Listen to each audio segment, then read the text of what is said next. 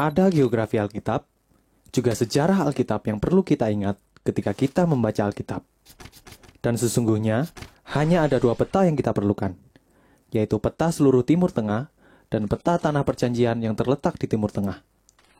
Nah, nama yang lebih dikenal untuk peta seluruh Timur Tengah adalah Hilal Subur. Dan Hilal Subur menghubungkan dua sungai besar pada masing-masing ujungnya, Sungai Nil dan dua sungai, yaitu Sungai Tigris dan Sungai Efrat.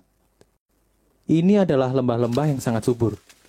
Delta Nil, juga Tigris dan Efrat, yang dulu disebut Mesopotamia, yang artinya daerah di antara sungai-sungai. Nah, kedua daerah yang subur ini merupakan pusat kekuasaan dunia pada zaman dahulu. Keduanya bisa dibandingkan dengan pusat kekuasaan barat di dunia saat ini. Jadi, seluruh perjanjian lama berisi perjuangan antara kedua pusat kekuasaan dunia, yaitu antara Mesir dan beberapa kekaisaran yang muncul di sana, seperti Asyur dan Babilonia dengan umat Israel di tanah perjanjian. Nah, perhatikan bahwa Gurun Arabia berbatasan dengan Hilal Subur di sini dan Sahara di sana. Jadi, ketika dua kekuatan yang besar tersebut saling menyerang atau saling menaklukkan, mereka harus melewati bagian tanah yang sempit ini. Semua lalu lintas menuju ke bagian pesisir yang sempit ini. Itu artinya bahwa Hilal Subur sebenarnya merupakan persimpangan dunia. Jalan dari Eropa turun ke pesisir ini, menyeberangi lembah Esdraelon, ke lembah Yordan, dan naik ke balik lembah dan turun ke Arabia.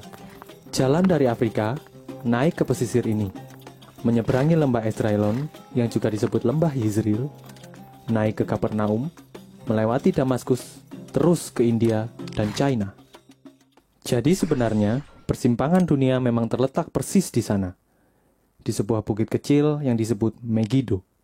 Dan bukit Megiddo dalam bahasa Ibrani disebut Harmagedon.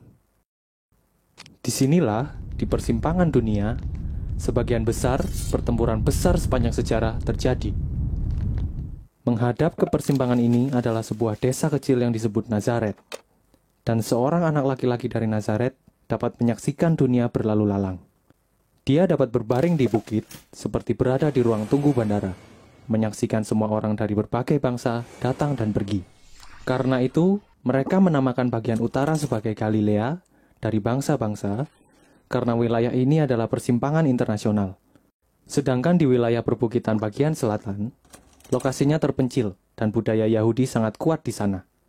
Yerusalem terletak persis di atas perbukitan itu. Jadi, ada dua bagian tanah perjanjian.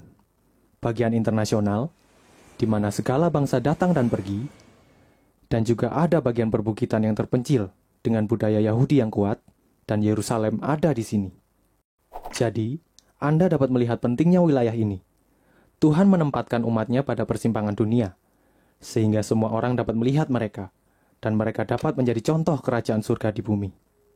Jadi, seluruh dunia dapat melihat berkat yang Tuhan berikan bagi orang-orang yang hidup berdasarkan perintah Tuhan, juga melihat kutuk akibat melanggar perintah Tuhan.